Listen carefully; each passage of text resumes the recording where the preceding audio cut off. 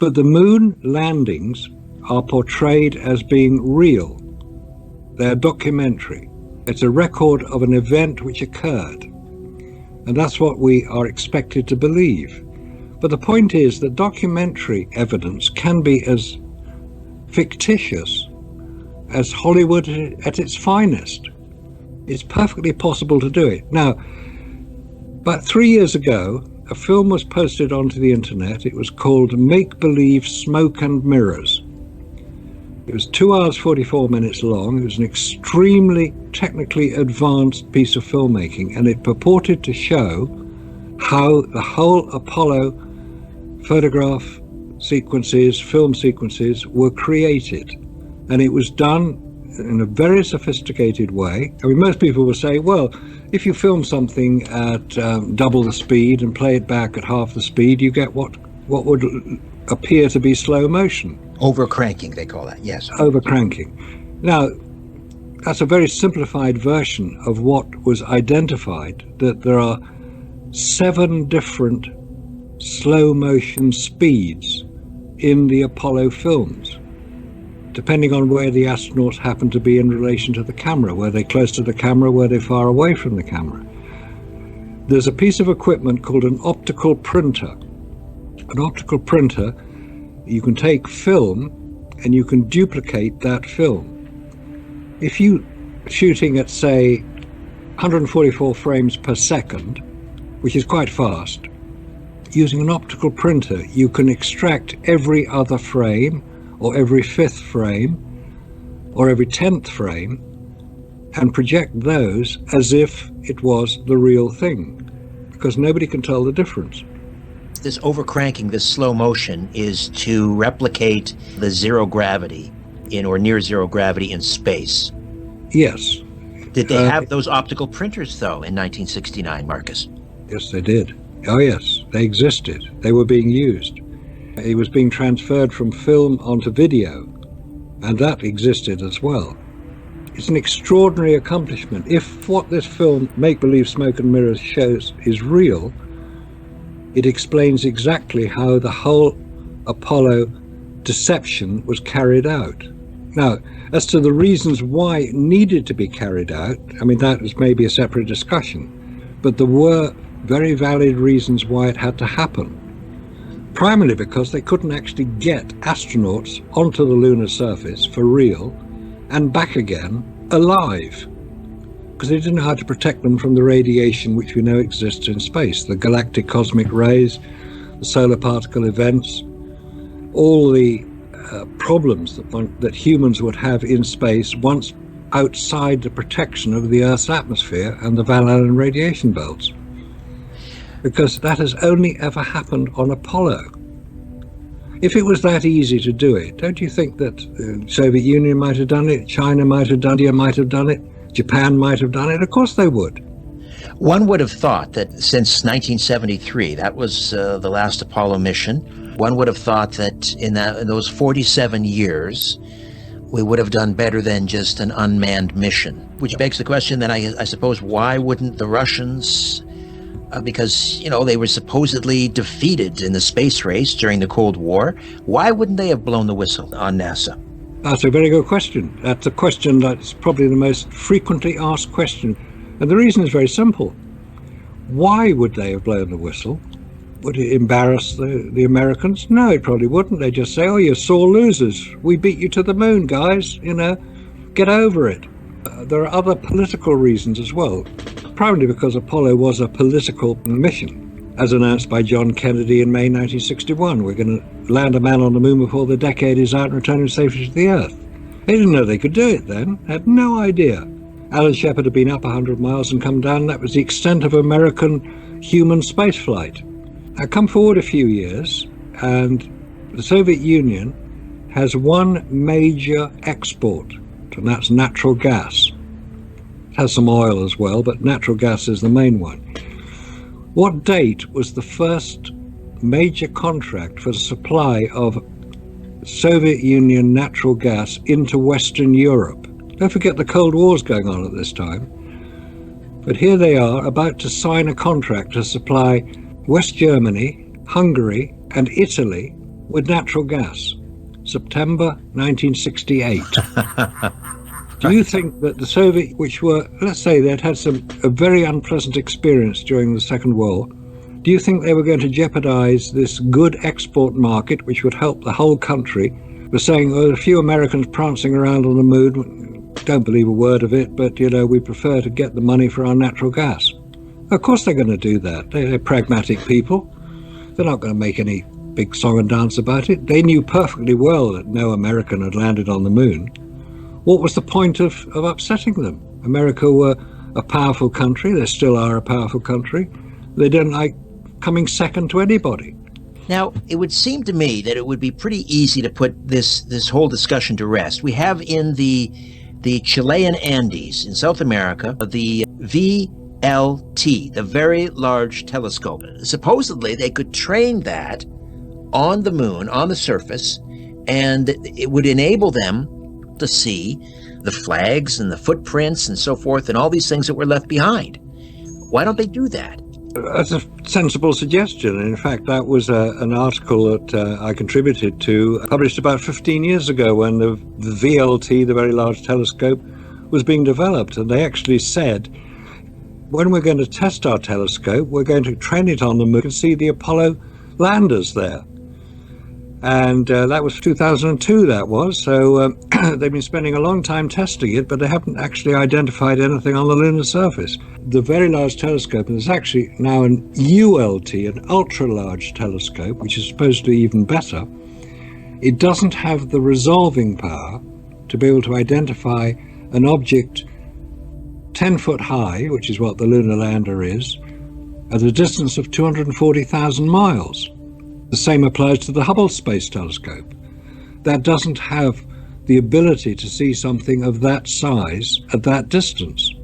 What about the Lunar Reconnaissance Orbiter? Ah, glad you mentioned that, because that has the ability to see them. And in 2009, 2010, it was launched in 2009, it took photographs of the lunar landing sites and all the bits and pieces that were there in 2010, and it was actually lowered down from its orbit of about 50 miles. It was lowered down to 15 miles above the lunar surface to photograph the Apollo landing sites, which it did. And you can see the photographs. They're on the Lunar Reconnaissance Orbiter website, and it shows all 6 Apollo landing sites. There's a problem though.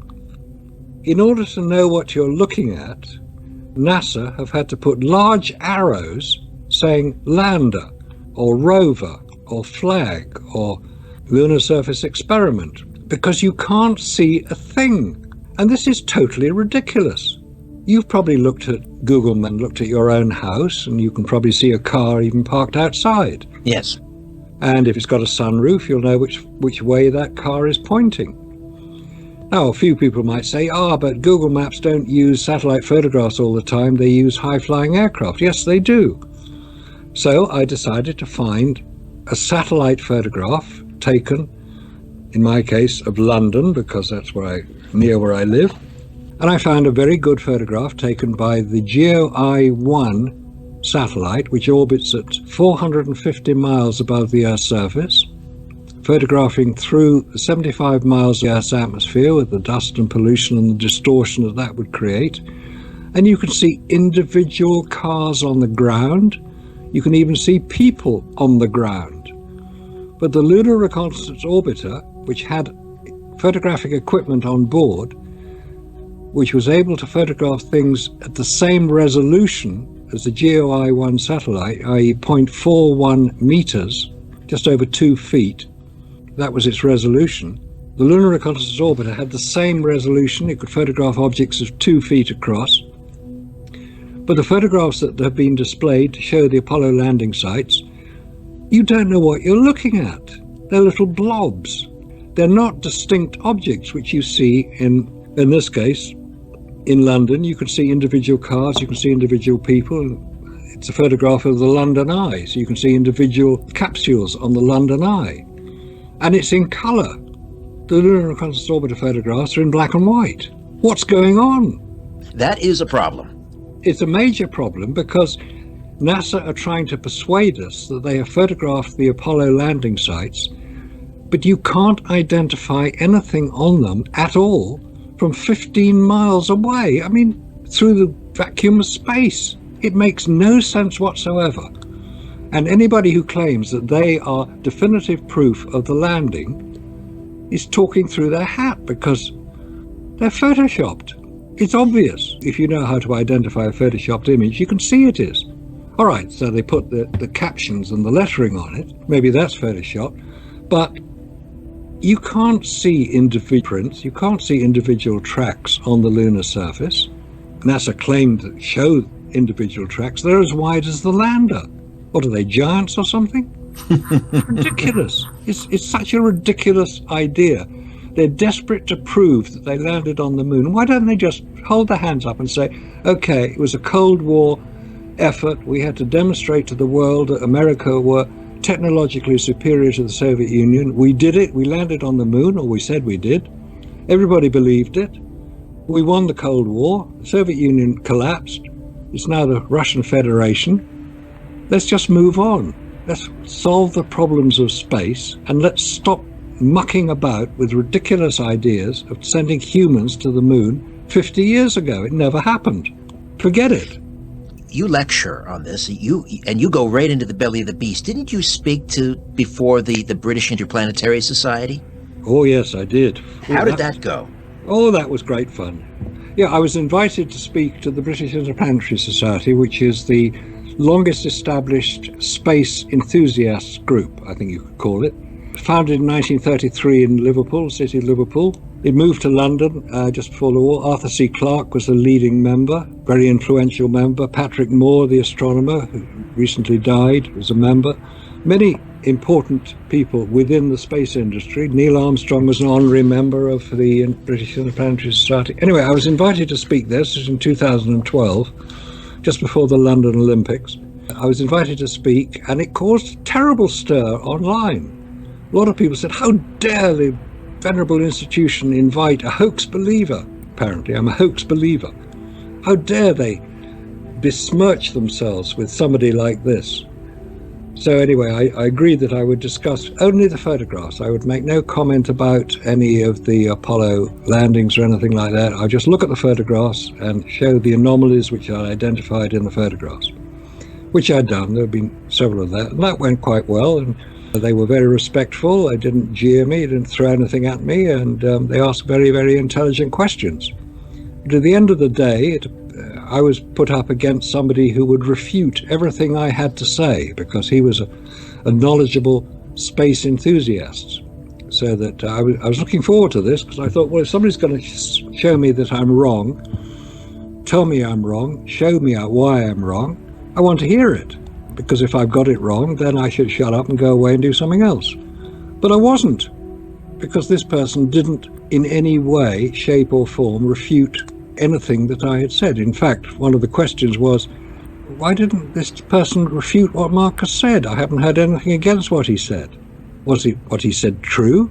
So it was a bit embarrassing. Anyway, I joined the British Interplanetary Society. I've been a member ever since, and it was at the British Interplanetary Society, as I said at the beginning of the show, that I heard this talk, which made me realize that vacuums have serious detrimental effects on photographic film. And ironically, one of my good friends lives very near Toronto, Scott Henderson, and he's very enthusiastic Apollo researcher. And he decided to look into it as well, introduced me to a friend of his called Bob Williams, who went out and bought a vacuum chamber to do the testing. There's another person who lives in Toronto, it's called Randy Walsh, who's written a very, very good book on the subject. Not to do with vacuum, to do with the inadequacy of the Saturn V rocket. It didn't appear to be able to do what it was claimed to do. And if it was such a wonderful piece of kit, which would launch 130 tons into lunar orbit, how come 50 years later they still haven't got a rocket that'll do better? The Space Launch System will only launch 130 tons into Earth orbit. So NASA appear to have gone backwards. And the interesting development recently where Vice President Pence announced the return to the moon by 2024 and they've already put it back 4 years. We can't do it by 2024. We need more money. We need more people. We haven't got enough time. Hang on a minute. It took Apollo 7 years from a standing start to allegedly landing on the moon, and you can't do it again with all the technology of the last 50 years. You can't get back to the moon in less time than it took Apollo to do it. What's going on? They've pushed it back to 2028, is that right? Yes, they pushed it back to 2028. It's called Artemis, this program. Artemis was Apollo's twin sister. So they're presumably going to put ladies on the moon. Well, they've got to get some spacesuits for them to wear, because they haven't got those yet. And spacesuits are a bit of an important part of the kit to get onto the lunar surface. So I don't see President Trump being particularly pleased, being told that he can't achieve something which occurred 50 years ago. Speaking of spacesuits, how does air conditioning work in the vacuum of space? How would they keep cool? Well, air conditioning doesn't work in the vacuum of space because there's nowhere to dump the heat. The vacuum of space is a very good insulator. The only way to remove heat from a spacecraft or a spacesuit or from anything is radiate the heat away. It's something called the black body radiation temperature, where you use the Stefan Boltzmann constant to work out what the temperature of any body in space is going to be. And it depends on the amount of radiant energy being absorbed by that body and the amount of radiation of heat away from the body. There will be a point at which the two are in equilibrium, i.e. there's as much heat being radiated away as there is being absorbed. And you can do the calculation, and if you take a spacecraft, a lunar lander, you know how much heat is being absorbed by it, you know how much heat it can radiate away and the time it would take to do that, and you can calculate the internal temperature of the lunar lander. And this is science, this is physics, this is straightforward calculation, and the answer is 240 degrees Fahrenheit, hot enough to cook a chicken. Mm-hmm. Because you can't have an air conditioning unit in space. It doesn't work. There's nowhere to dump the heat. Therefore, you can only radiate it away. There doesn't appear to have been enough heat radiated away, certainly not in the spacesuits, because they were recirculating the air inside. You can remove heat. It's called the explosive decompression of water, where you vent water into a vacuum, and that will remove heat. And that, again, the temperature can be calculated. So you know how much temperature has to be removed from a spacesuit to enable somebody within that spacesuit to operate comfortably, and it would be about 80 degrees Fahrenheit, the internal temperature. So you know how much heat you've got to remove from it. You know the area that the spacesuit occupies, so you know how much heat is being absorbed by the spacesuit, as well as the internal heat from the astronaut inside the spacesuit. So you know how much water you're going to need to be able to remove that heat. And there isn't enough water carried on the spacesuit to do it. There's only about 20 minutes, not 8 hours, as we're told occurred on Apollo 17. So you've got this ridiculous inconsistency with all the equipment and all the vacuum levels. And then you start getting into the vacuum problems of the film, and you realize that the whole thing is a fabrication. Apollo was a fabrication for political reasons. How does NASA respond to the air conditioning question? I've never heard that issue resolved. What do they say? NASA tend not to address these questions. When David Percy and Mary Bennett were making their very complex film, What Happened on the Moon, it's a DVD, which looked into all these things, they interviewed NASA. He was the media spokesman. And he was approached and he was asked these questions. He was asked about the photographs. And his response to several intelligent questions was, "We don't have enough time for this nitpicky claptrap." Oh dear, oh dear. NASA is living up to its other name of never a straight answer. So that's the answer to your question. There's never a straight answer. Right. Now, this is a question I'm sure you fielded ad nauseum, but I have to throw it out there, and that is, how do you keep something like a lunar landing hoax, how do you keep that a secret when, I'm not sure what the figure is, the number of people that worked on the project, but tens of thousands, I'm guessing. 400,000. Because one of the things that NASA did to spread the load, as it were, They wanted to employ people in all 50 states in America. I don't know if they achieved it, but they certainly had companies working on little parts of the NASA program. There were a lot of things to do. They had to build the rockets and the landers and the rovers and the spacesuits and the control centers. I mean, this was Boeing up in Washington State, Lockheed down in California, the control centers in Texas, the spacesuits in Delaware. Grumman were operating, I believe, in New York, making the lunar lander. So it was going on all across America. And the figure normally quoted is 400,000 people who were working on it. Obviously, some of these were drivers and security staff and secretaries and cafeteria staff, but a lot of them were rocket scientists. So how do you keep this incredible story a secret? You don't. Do you really think that you're going to go along and say to the people making the spacesuits, don't tell anybody, nobody's going to the moon, but don't tell anybody though? Of course you're not going to do that. Everybody working on Apollo throughout America in the 8 years it took to create it were doing the very best job they could. They were working out what they had to do, and they were doing the best job they could. So if you're building a rocket, you'll build the best rocket you can. You want to make it work because you know you're going to watch it take off, because it's all going to be live on television, isn't it? So you can all sit down and watch it and say, well, look, I did a little bit of that, and you're going to be very proud of it. No, there was no big secret to keep. It's called compartmentalization. That is the way in which you know you have enough information to do your own job. You don't need to know anymore. The person building the rocket didn't have any reason to know what the people doing the control center were. People building the spacesuits had no reason to know anything about the rovers. All they knew was they had to build the best spacesuits they could, or the best rovers they could. There was no secret to keep. All right, let's say hi to Scott checking in from London, Ontario. Scott, welcome. Yes, good morning, Mr. Allen. How are you this morning? Thank you, Scott. Yeah, I'm well, thank you. Yes, I don't want to steal your thunder. I just wanted to say hi. How's the weather? I hear it's windy in the UK. Oh, it's been very windy for the last 24 hours. It's calmed down a bit now. A few trees got blown over, but that was about it. There probably had to be at least 40 people in on it, because you have to add in the Playboy bunnies and the golf pro. Oh, you do? Yes. Yeah. Yes. You'll have to explain that one. Sorry, the Playboy bunny. Sorry, that went over my head. The Playboy bunnies are in the cue cards. They have 3 of them in the cue cards. Instructions on what they're supposed to be doing. They had Playboy bunnies. Ah, okay, I see. Got it. Go ahead. Did you want to respond? Yeah, I was going to say, when some of the astronauts were out moving around, they had what's called cue cards strapped to their wrist. And as a prank, somebody had put a Playboy bunny in one of them. Okay, all right. A photograph of a Playboy bunny, if anybody can remember those. I don't, hence my confusion. All right, thank you for that, Scott. Let's say hi to Jim from Toronto. Hello, Mr. Allen. How are you two? I'm well, thank you. I don't know if you guys have seen that movie Ad Astra. I have not. No, I haven't yet.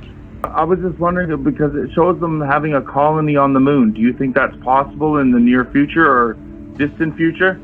It's certainly possible to have a colony on the moon, but they'll need to burrow underground to protect themselves from the radiation. I mean, first of all, they got to get to the moon. They haven't even worked out how to do that yet. They certainly haven't got a lander. That hasn't been developed yet, let alone designed. Maybe one more quick question. Why haven't humans actually gone to the moon in so long? Because it's a very dangerous place to get to. Space is not an environment that humans are designed to survive in. All right, Jim, thank you for that. Well, let's address the Stanley Kubrick legend that he may have been involved. Does he seem like a likely candidate, the one that would be able to pull something like that off? Well, Stanley Kubrick would certainly be, shall we say, the top choice if anybody wanted to film something of that complexity. One problem with that is Stanley Kubrick would have insisted on filming on location to get the scene right. He was a perfectionist. In my view, there is a connection with Stanley Kubrick. I don't believe Stanley Kubrick had very much to do with the filming. He was a film director. The person who might have not only been connected to Stanley Kubrick, but would certainly have had the skills to do the close model work that was required, and a great deal of what we see on the Apollo films are models, was his special effects director, Douglas Trumbull, or possibly John Dykstra, who worked on Star Wars. These are people who had the skills to do model work, which was what was being used in 2001: A Space Odyssey. It wasn't CGI, they were all miniatures, they were all models. The famous revolving space station you see between the Earth and the Moon in 2001: A Space Odyssey was about 6 foot in diameter. It was built as a model. It was filmed as a model, but it was projected in such a way that the perspective was realistic enough for you to believe it was several hundred feet in diameter and it was floating in space. That was the skill of the special effects director. So whether he did have anything to do with it or not, I don't know, but he would be a top candidate if anybody was going to, shall we say, fabricate it. There's something called a snorkel camera. Anybody who's worked on film special effects will know the snorkel camera is what you use if you want to photograph models, and the film which is then projected will appear to be life-size. It corrects the perspective, and that's one of the ways in which you can always tell if a special effects scene has been used, because the perspective appears wrong. Right. On a great many of the Apollo photographs, the perspective is correct, because whoever created them knew exactly what they were doing. And in many cases, they were using models. They were using big stage sets. It was about 300 feet, more than 300 feet in diameter, the set. The backgrounds were projected, and that's where the front projection comes in. That's what Stanley Kubrick was using in 2001: A Space Odyssey on the Dawn of Man sequence at the beginning of the film. It was all filmed in studios in the UK. The scene appears to be on the African plains. No, they were photographs, projected. It's a very good way of doing it. You don't have to travel all the way out to Africa to do the scene. You can do it in MGM Studios in Boreham Wood, which is where he worked. What other photographic irregularities have you noticed that we haven't covered? Earlier you'd mentioned shadows going in strange directions. One point I should make is that if you use more than one light source on a film, you may well get more than one shadow from the same object, and that doesn't appear on the Apollo photographs. The shadows go in strange directions on some of them, but that is the artifact of using a camera which takes one viewpoint, and we've got two eyes, so we have two viewpoints, so that's why we can get stereo vision, and we sometimes don't compensate enough. Look at a railway line going off into the distance. We know that the railway line is parallel, but we see it as going off into one point in the distance called the vanishing point, and that's to do with perspective. Most of the photographs are correct in what they show. There are some photographs which do show shadows at angles which are much greater than one would expect from a single light source, i.e. presumably the sun. And there's one quite famous one of Apollo 17 where you have the shadow of the astronaut in the foreground, so obviously the sun is directly behind the astronaut, and a little rock about 4 or 5 feet to his right. The shadow for that appears to be at right angles to his own shadow. Well, that can't happen. Well, again, could that be explained by the irregular surface, and also that the moon itself it's reflecting, but then it's a light source? Let's say that the moon is illuminated by the sun, which we know it is. And we can look up in the sky and we can see the moon. And it's bright, but it's not too bright to look at. We can't look at the sun because we know that's too bright. So how much light from the sun that hits the moon is reflected from it? And the answer is about 8%, depending on the surface material. The amount of light hitting the Earth and reflected from it is about 35%, because we have clouds which are white and oceans which are blue, which are relatively light. On the moon, we're told there is a special reflective surface which reflects the light, which shows that the shadows are illuminated. And we go back to the famous photograph of Buzz Aldrin walking down the ladder, and he's lit up like a Christmas tree, but he's in the shadow of the lander. So where's that light source coming from? Oh, it's the reflective surface of the moon, we're told. No, it's not. The lunar surface has the reflectivity of a road surface. 8% is reflected. There isn't enough light being reflected off the lunar surface to be recorded by the photographic film used to picture the scene, Kodak Ektachrome film. There is not enough light being reflected off that surface unless there is an additional light source. And that's what appears to be the case. Let me just throw one more quick one here, and let me get you to respond to this. This has to do with the Van Allen belts, which we were talking about earlier. Yeah. I'm just reading here on a website, talking about this gap between the inner and outer Van Allen belt, sometimes called the safe zone or safe slot, is caused by the very low frequency waves which scatter particles and pitch angle. And so that the idea is that the rocket flew through this safe zone, minimizing the amount of radiation that the astronauts were exposed to. Dear, oh dear. Yes, there's all sorts of wonderful excuses. Yes, there is a separation between the two belts. There's an inner belt and an outer belt. So there will be an area where there is less radiation. But this idea that the astronauts skirted around the belts, so avoiding them, makes absolutely no sense whatsoever, and it's actually a fabrication. Because if you're launching a rocket, which Apollo was launched from Cape Canaveral in Florida, and they flew out over the Atlantic towards Africa, and they would then circle the Earth and come back over North America and go on round.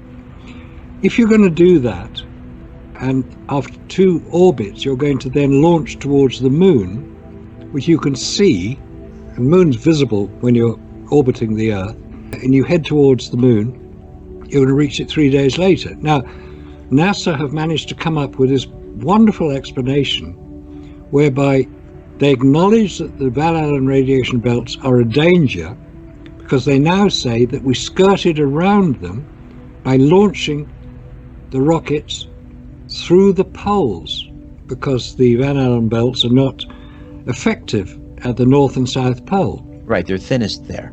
Yes, they're thinnest. But there's a problem with that explanation, that you can't just change direction in your rocket. It takes a lot of fuel to do that. Rockets don't have brakes.